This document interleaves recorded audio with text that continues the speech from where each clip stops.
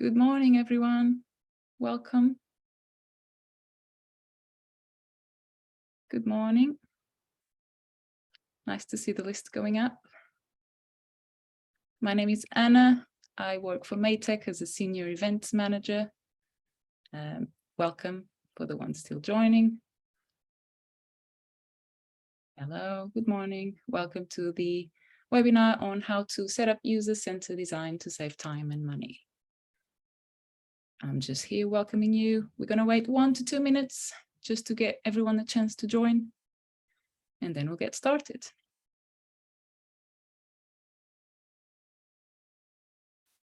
Okay. Welcome. Hello. Sorry for the ones that were here at the beginning. I keep saying hello, but it's for the people still joining.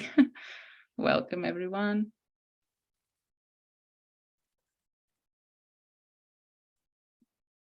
Hello, good morning. Hello, everyone. Again, my name is Anna. I'm from Maytech, work as a senior events manager, and I'm here to introduce the webinar on how to set up user-centered design to save time and money. We're just waiting a few minutes just to give everyone a chance to join this morning, and then we'll get started.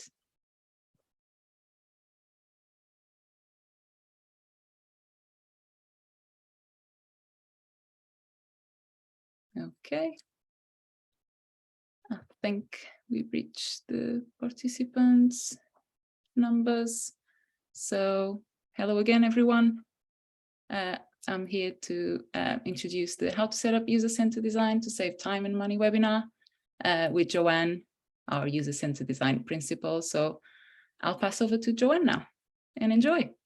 Thank you, Anna, and thank you everyone for joining. I'm going to talk about how to set up user-centered design to save time and money. I'm going to start with a quote. If I'd asked people what they wanted, they would have said faster horses. So Henry Ford may or may not have said this. My point is, I've heard this often in my career, multiple times. Essentially, if you ask people what they want, they don't know, and they're going to come up with daft ideas.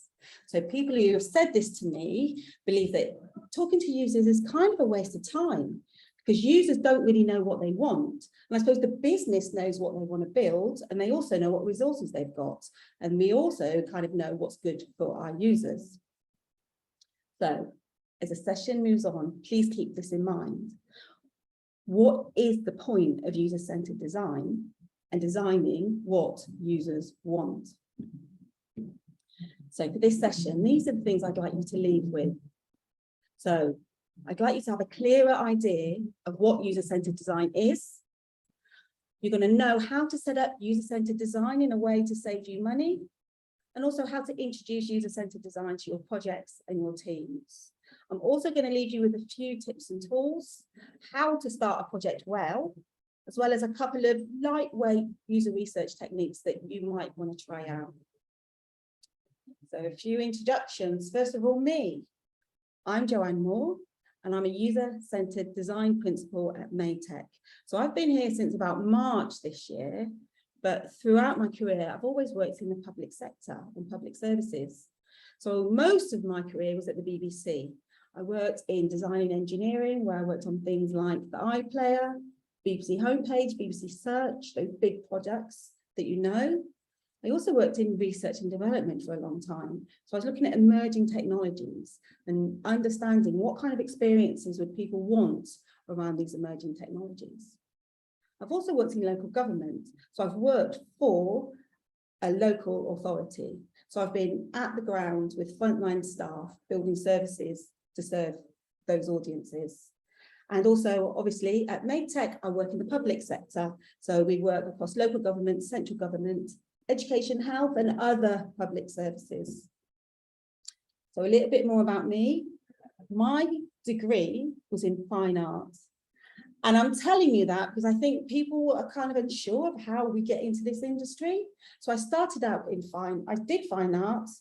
I then started working in the BBC. And then I kind of realized my knowledge was I knew why things why things needed to be done a certain way. I just didn't have the knowledge or the principles or the understanding and the background of why those things were like that. So I did a master's in human-computer interaction. I also work part-time and I'm a single parent. So this industry has a place for me and a place for everybody. About Maytech. So Maytech have nearly 500 staff now, so we're growing rapidly. We currently have 4 offices around the country. I'm actually in the London office, in central London. So that's where I am now. So a recent service we've worked on is a project with DLUG. And it's been through a beta assessment and it's used currently by housing officers around the UK. So Maytech's user-centered practice team is made of designers, researchers, business analysts, and product managers. So how this session is going to run, I'm going to talk for about half an hour. And I'm going to leave plenty of time for questions at the end. So the chat's been disabled and I can't see any of you, but there's a Q&A box at the bottom. So if you want to ask questions, if you put them in there, I'm going to remind you again at the end. Also at the end, I'd really love to hear your feedback. And we're going to put a feedback in the chat as well at the very end. So what is user-centered design? So if you Google it as a phrase, you'll see lots of images with loops and circles. Essentially, it's an ongoing process. So it's an ongoing process of understand, concept, and build.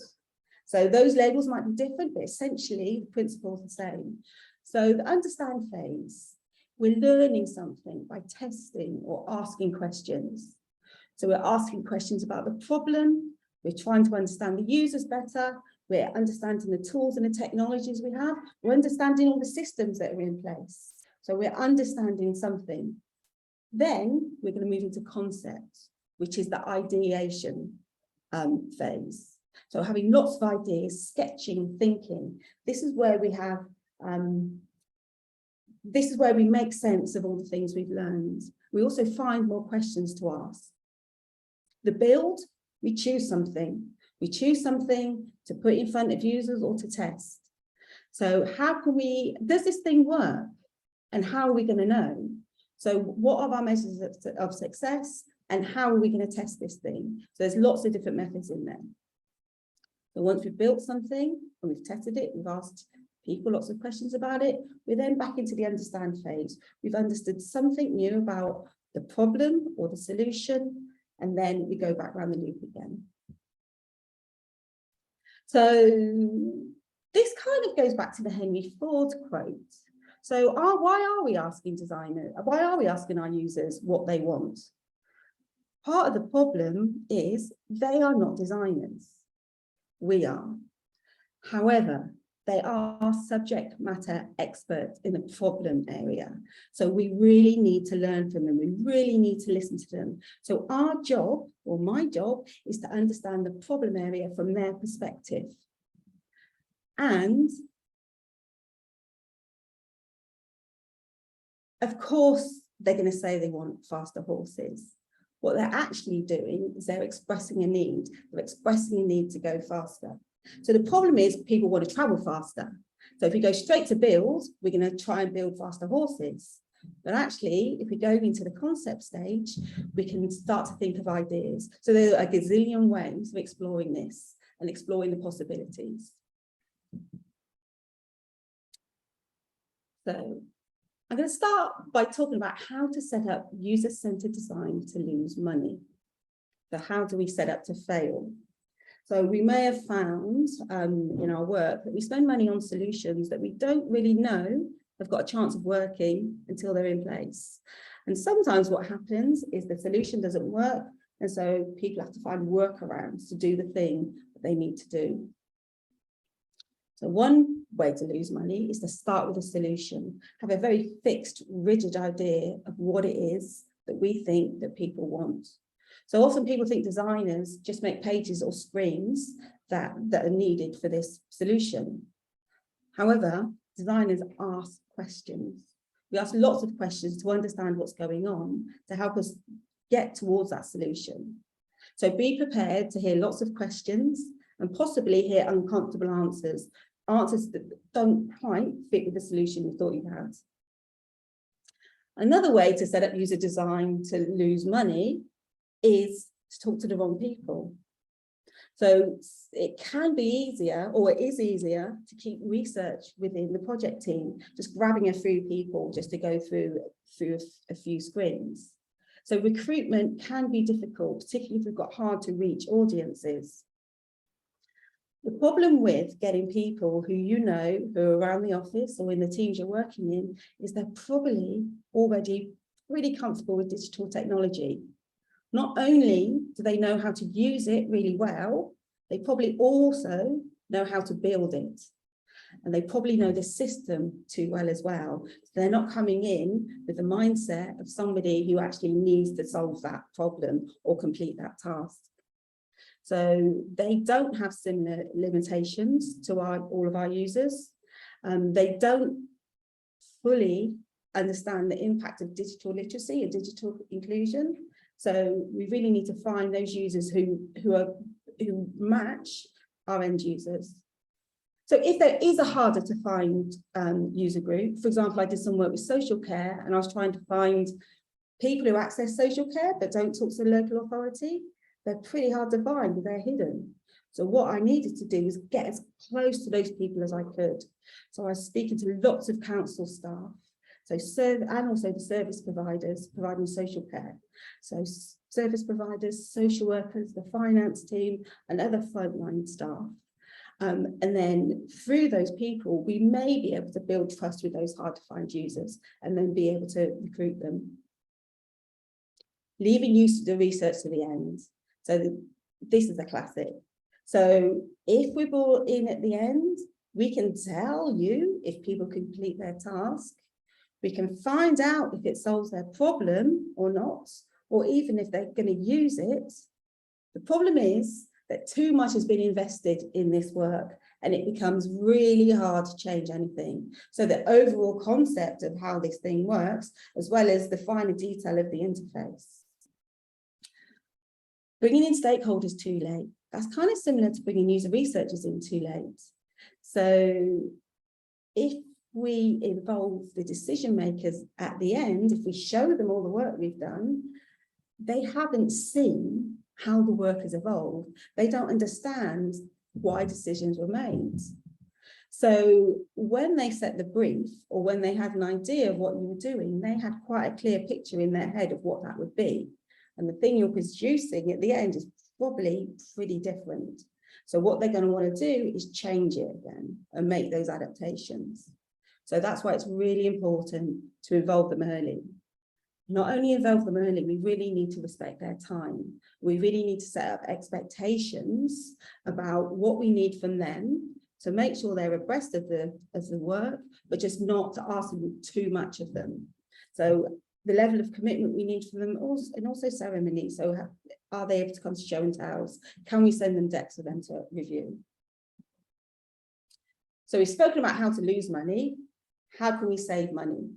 So saving money is essentially about saving time, avoiding duplication, and building relationships. So first of all, understanding the problem. So I've had many projects where it's not been clear what the problem is or who it's affecting. So part of my work is understanding what is the problem and what are we trying to solve. And once we know there's a problem, who does it affect and how is it affecting them? Communicating well. So I spoke a bit about stakeholders and decision makers earlier. This is about asking really good questions, setting really clear objectives and expectations early. And this is all about building trust and relationships. Another thing about user-centered design is around experimenting and sense checking. So we have the tools that allow us to try out low cost, low fidelity solutions, and we're able to test them out quite quickly.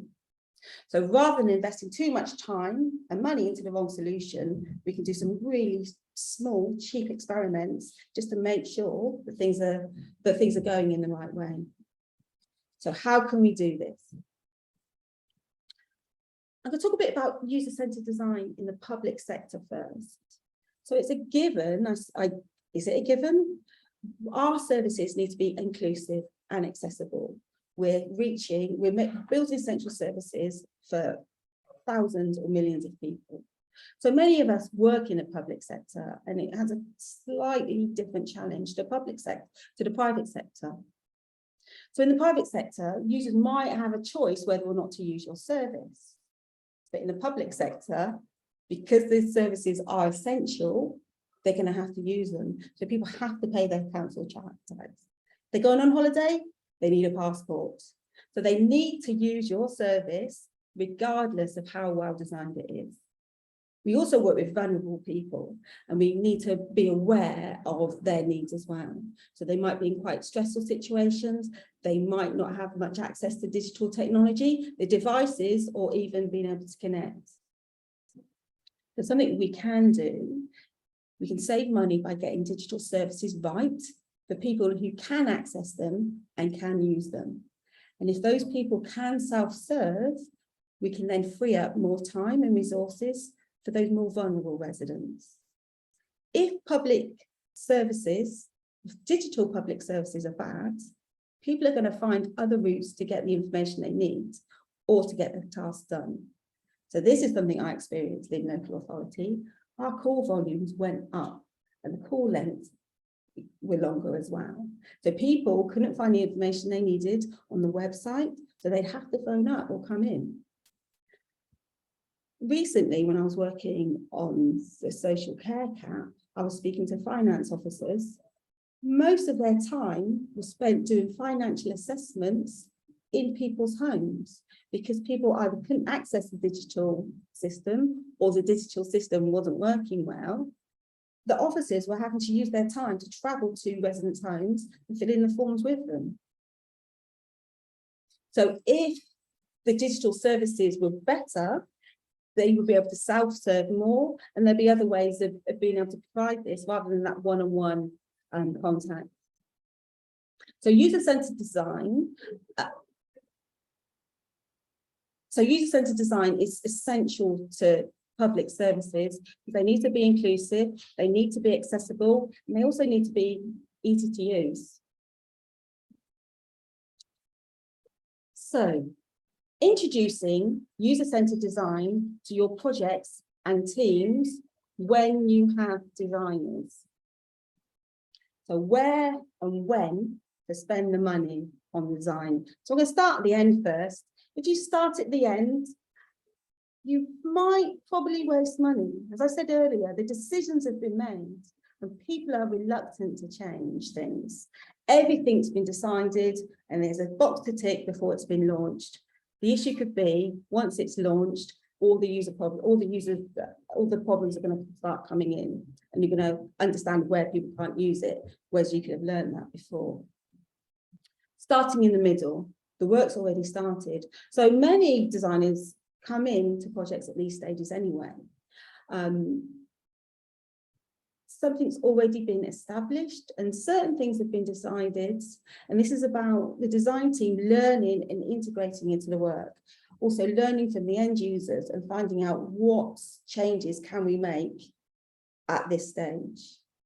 If you start at the beginning, you're more likely to save money because at that point, we can really use our skills and work out what the problem is, what areas to prioritize, and also where to start. So ideally, user-centered design happens throughout the project. If you start at the beginning, you can also decide when to stop. You can also decide when you have learned enough, or you could have upskilled your team so they can pick up some of this work even. Costs also tend to go down as projects progress, because we tend to get into those patterns of work that have been established and more is understood as well. So once those patterns are established, that fewer resources are needed. So how to start a project well. So I'm going to talk about a kickoff meeting. So what is it? A kickoff meeting is an opportunity for the project team, which includes the design team, to go through the brief in detail with key stakeholders and team members. So we've been given a brief, and so we're saying, this is what we think you want, and are these the types of things you mean? So this is challenging a lot of those assumptions and different pictures that we have in our minds. So why is it important to have a kickoff meeting? I just said it's about challenging assumptions. It's also about just starting to build those relationships and setting expectations and a tone of working for the whole project. So what do the team want from the stakeholders? And also, what do the stakeholders want from the team? What does good look like? And how do we know when we're done? So how to do it? A few hours of key people who can focus and become immersed in the work with few distractions. So it's often run by the project team with the stakeholders. So the project team are there to learn from the stakeholders. So again, they are the subject matter experts. We are there to learn what is it they meant by that brief. What is driving those decisions? How did the problem emerge? And why are they deciding to deal with it now? So the outputs of a kickoff meeting, you're going to have a really clear brief. You're going to have a clear objective, and also you're going to understand what are the success measures that you've agreed amongst you.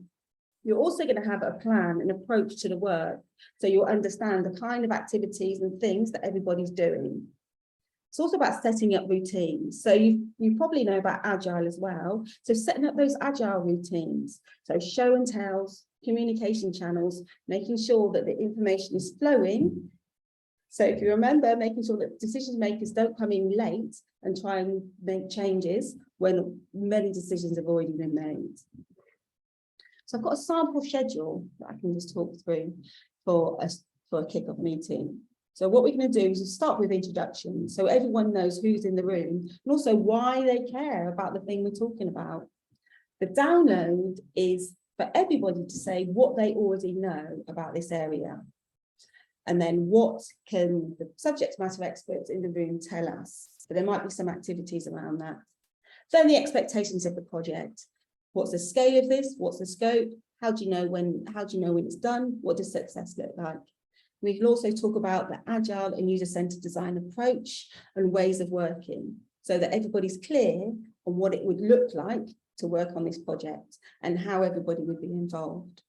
So a few techniques: problem framing, unpicking the problem area, really understanding what it is and who it impacts and how, and what's the scale of this problem, how bad is it? Stakeholder mapping. So this is really good when there are lots of different partners that are quite disparate. So again, in local authority, I was working on a children's service. So I was working with the police, the NHS, and other children's charities. So how are all those different people involved? And what is their interest in this subject area? So rather than guessing, we can really work on that. Exploring user journeys. So how does this current service work? And how can we identify where to focus? So we can look at, we can map it out and look at all the pain points and where things aren't working and where things are working really well.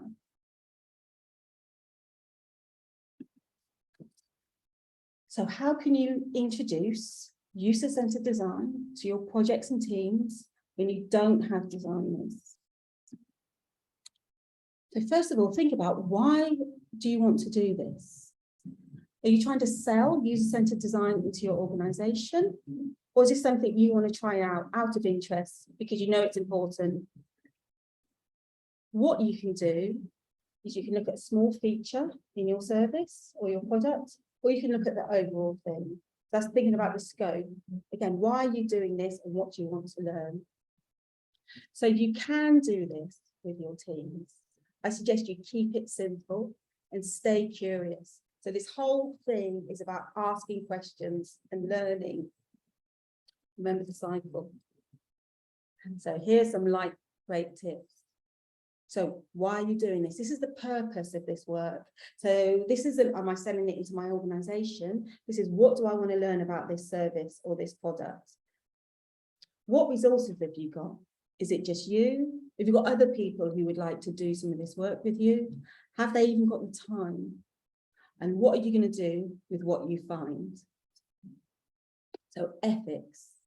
So if you're going to speak to anybody, you must gain consent first. So people need to know why you asking them questions. What is expected of them? Is this a conversation, or are you going to give them tasks to do? They need to know why you're doing this and what's expected of them. What are you going to do with this data? So who's going to see it? And what are you going to do with it? And also, how are these people going to be identifiable? So if you're doing a Zoom call, are you going to take screenshots of them? Are you going to pull out video clips of them? Are you going to refer to them by their name, or what they do, or where they live? Or are you going to anonymize the data and pull out quotes? So people need to know this before you speak to them. I'm going to go through two methods now. I'm going to talk briefly about task-based user testing and semi-structured interviews. So they're both quite different techniques. For task-based user testing, this is about seeing people using your product or your service. So again, keep this simple. You're there to listen and observe. So you give them some really simple prompts, and most of the time they'll be talking and they'll be doing stuff, and you'll be listening and watching. If they ask, so sample script. So if you put something in front of people, for example, it might be a mobile service, you can ask them really simply, what is this thing? What can you do here? Then you can ask them, can you do that thing? You might ask them to do something specific that this thing does. And at the end of it, you can ask them, what did you like about that? And what didn't you like about that? And then what could change? So there are a few really simple questions that you can ask somebody while they're using a service or product. And this really is about observing. You can watch them to see where they're getting stuck or where they're looking for things. So the next method is semi-structured interviews. So rather than showing them a thing, this is about listening to people's experiences of your product or service. As you can see in the image, you can have a thing there, but that thing is really to prompt the conversation. It's not really about testing how this thing works. So again, keep it simple. Ask open questions. So an open question is a question where you can't say yes or no. So it's why, what, how, when, who questions. And also don't interrupt them, and also leave pauses. Really, you're there to listen to what they're saying about their experiences. And remember, in this scenario, they are the experts and you are here to learn. So for example, they might ask you a question. So with the social care cap again, I ask people, what is the social care cap? And they ask me back. And actually, I don't want to know what I think, I want to know what they think. So I ask them again, what does it mean from your perspective? How do you understand it? So a sample script. If you want to do a semi-structured interview, you can ask them just about themselves in relation to the product or service you're talking about. How do they use services like that? You can ask them, how frequently do they do them? What are they doing on them? How are they using them? What devices do they use? What times of day do they use these things? Do they usually have any distractions? So really understand when they're doing this thing, what's going on for them. And then again, these really simple questions that I go back to often actually. What did you like? What didn't you like? And what would you change? So I have a challenge for you. So within the next week, I'd like you to try one of those methods So task-based user testing, getting people to look at an interface that you built, or semi-structured interviews, listen to someone talking about a service that you have. So you can do this with a colleague. You're just trying this out. You can do it with a family member, you can do it with a partner. So the point is, the objective is to see if you can learn something new about the service or the product that you work on. And most importantly, keep it simple. So what did I want to leave you with? So I hope you now have a clearer idea of what user-centered design is. I hope you also know how to set up user-centered design to save you money, and also how to introduce user-centered design into your projects and your teams. So a couple of tips were how to start a project well. So I spoke about the kickoff meeting. That's about really understanding the brief and setting up expectations for the work. The couple of lightweight techniques were task-based user testing and semi-structured interviews. So thank you. Have you got any questions for me? So if you remember, if you can go into the chat box at the bottom, not the chat, Q&A. So the Q&A box at the bottom, if you want to ask any questions.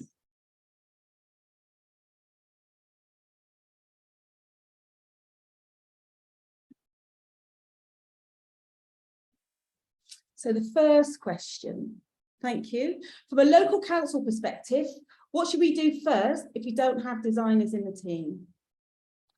I think I mentioned that earlier. So if you don't have a design team or designers in the team and you want to start with something, use those really simple techniques that I just mentioned. I'd suggest doing some semi-structured interviews. If you're able to talk to some residents who are coming in, just try those really simple techniques, have those really simple conversations. Something I didn't mention about the semi-structured interview is it's either really good to record it. Again, you need to get their consent and their permission. Record it so you can listen back. If you're unable to record it, you can also have a colleague with you who can take notes. So if you're interviewing somebody, you really need to be focused on them and what they're saying. So make sure you either have a recording or a colleague taking notes. So thank you. Another question. Involving users at the beginning or the end feels easier. When you're working with ideas or a recognizable product, how do you engage with users partway through development when it's all a bit messy or technical? Thank you for that question. So I've worked on a very techie engineering project. It was at the BBC. We were looking at how to edit waveforms, and all the engineers were working out how to get a waveform into a browser and how to edit it. And they had a few edit features in a very basic interface that they weren't confident that they wanted, that they didn't think it was ready to show anyone. I took that really sketchy codes and I put it in front of some radio producers. And I just asked them all to make a couple of 30-second clips or 10-second clips using the interface. So it's a bit like the task-based user testing I mentioned. Just use the thing that's there and let's see what we can learn about it. So from that really simple, I think I did about 5 task-based sessions that lasted about 15 minutes each. From that, we had a whole backlog of ways to improve that interface. So that's quite specific about an interface. If you're looking at a wider service or a wider product, similarly, just ask really simple, just find out with the work that's happened, where have we got to and what can we learn from what's already been done. Thank you. Next question. What do you think is the most challenging aspect of user researchers working alongside business analysts and or product managers?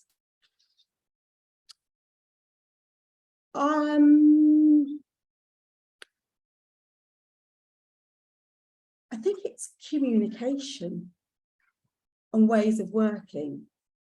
So what can happen is when people start on projects, we all know what we're doing, we all know what our skill set is, we know what the problem space is, and people just get on with the work.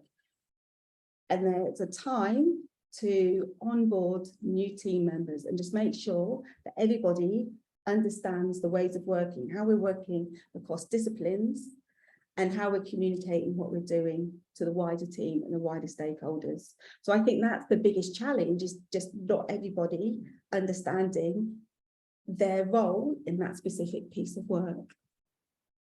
I hope that helps.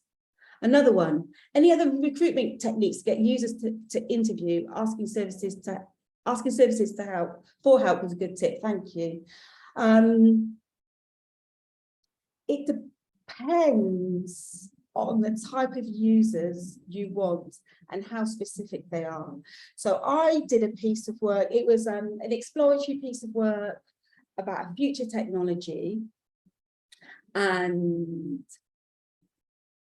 I wanted groups of people who are possibly friends or possibly knew each other to interview and ask some questions. So what I did is I went to some quite big public parks in London, and I saw groups of people who were a certain age, and then went through the whole consent thing and then asked them questions. So I suppose that's kind of guerrilla recruitment. So if they're hard to find, so this was a very hard to find audience actually. I went and found them in places where I thought they were not busy, they had plenty of time, they were chatting with friends, and they may or may not have been interested in talking to some researchers for about 20 minutes it was. So I've done that. I've also a more formal way of doing it is a lot of local authorities have panels of users. So there's a lot of co-production in local authorities. I'm not sure if you're in a local authority, but there are co-production panels where people are writing policy, they bring service users in. And so that's a good source of users. And there are often other user panels in local authorities. And another good place to go is to some of those bigger organisations or those bigger charities, or not bigger, organisations or charities that work with that specific user group. So I did some work around, it must have been around finance and advice. We went to Citizens Advice, and they were able to help us identify where to find those users. So I suppose the key is, where do you think you'll find those people, and who might know those people? What's my experience of using incentives in the recruitment process, and do I have any tips for applying incentives effectively?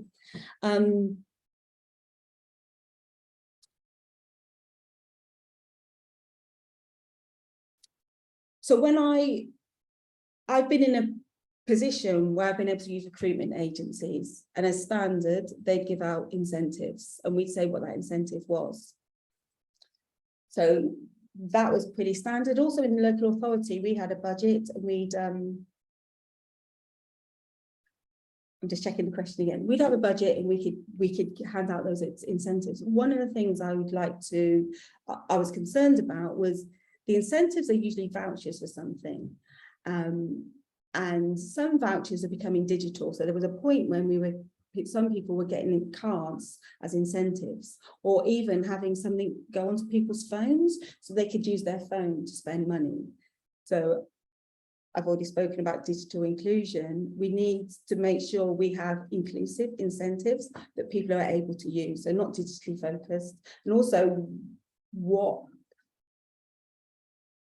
kind of vouchers are we giving them? Where are they able to spend those things? When I was talking about the emerging technology in the parks in London, there was no incentive. The incentive was, you're going to spend 20 minutes chatting to me, and I'm really listening. People love talking about themselves. So actually, it wasn't about you get 20 minutes with me. It's like you have 20 minutes to talk to me, and I'm really interested in you. So not quite the answer you wanted, but yeah.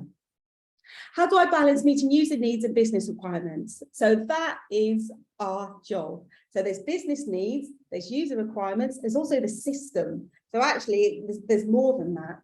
And I suppose that's why I was talking about bringing in stakeholders early, making sure the decision makers are there, so we understand what it is that they need, what are the business drivers for this work?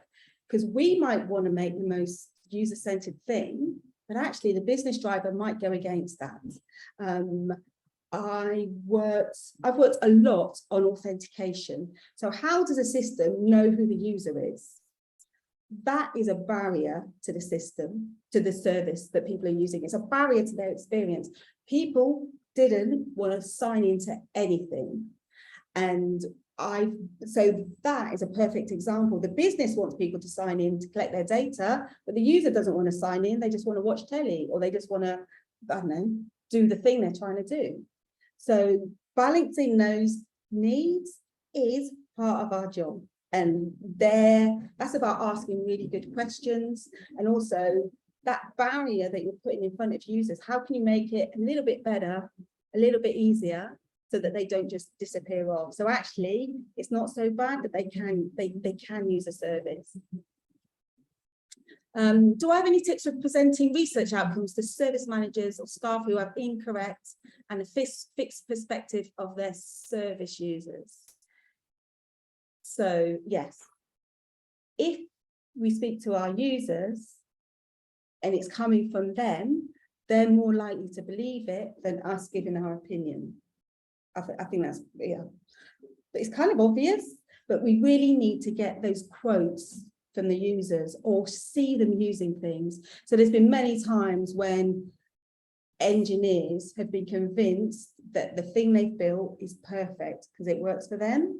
And then when they're in a user session, or if they see a video of somebody using something, they're frustrated because the people are pressing the wrong buttons, but then they get it. They understand, actually, this really isn't working for people. And if they see multiple examples of that, it's kind of clear that this thing needs to change. So this is really about gathering evidence. And I suppose that's what I was saying earlier on. If you don't have designers in your team, if you want to do user research in the teams you're working in, why are you doing it? Are you trying to convince someone that actually this service doesn't work, that people are having problems at this stage?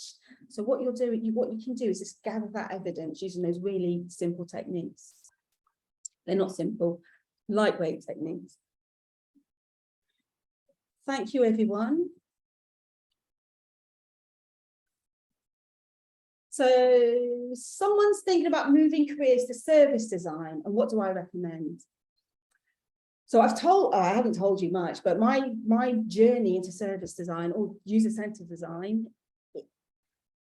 it's not clear, but then our industry is pretty new and pretty young. So I would recommend going to some of the big organizations who talk about all the different roles in design really well. So you can go to the GDS website. So GDS is the Government Digital Services. Many people who work in most people who work in the public sector, in local government or local authorities, use the GDS standards. So if you go into there are lots of lists of different types of roles and different types of jobs in our industry that may or may not require coding, but working in tech. So you'll learn about service designers and user researchers and all those different roles. Depending on where you are in your career and how you're thinking, there are many apprenticeships you can do. So I'd recommend things like apprenticeships, because you actually come in and you learn on the job. So you learn on the job and you get a qualification at the same time. Similar to that is actually here at Maytech, we run 2 academies. We have one for software engineers. We have another one for user-centered design. So what we do is you don't need to be an engineer. You don't need to be a designer. We just need to show that you're interested in this area. We need to know you're interested in users and solving problems and being curious about how to do things. So from that interest, if you're successful to get onto our academy, you come in for 12 weeks. And for those 12 weeks, you are learning alongside some of the design team here, and you're also getting practice, real life practice on projects. And once you've completed your, once you've completed the academy here, once you've completed those 12 weeks, you may then come in as a junior. So there's quite a lot of people actually who work at Maytech who came in through the academy, and they are now senior engineers and developers. And the Design Academy just started this year, but I expect the same as well. So if you want to know more about our academy, I haven't got a link, but if you go onto the Maytech website, you'll find out about it. Do I have any tips on what to do when you experience resistance or pushback on user-centered design work? Yeah, so the example I gave with the engineers building that waveform feature, they didn't want me to touch anything. So what I did, so this is my advice, do something very lightweight. Couple of people, 20 minutes each, write a really quick report with screenshots. And the purpose of it is to show them how they can improve the work they're doing. So this isn't about me proving how rubbish it is. This is my advice of how you can improve it. And because it was evidence-based, real radio producers have used it, they then took all of those recommendations on. So gathering the evidence with real users, that's what I've done in the past. And as I've just mentioned an example, that's the most successful. Also being quite quick and quite rapid. There's also a perception that designers take ages doing anything. It makes the process really long, but it doesn't have to be like that. We can work really rapidly. I spoke about the design cycle. We can work rapidly and just do really quick experiments. So yeah, make sure you gather the evidence. Are there any more questions, anybody?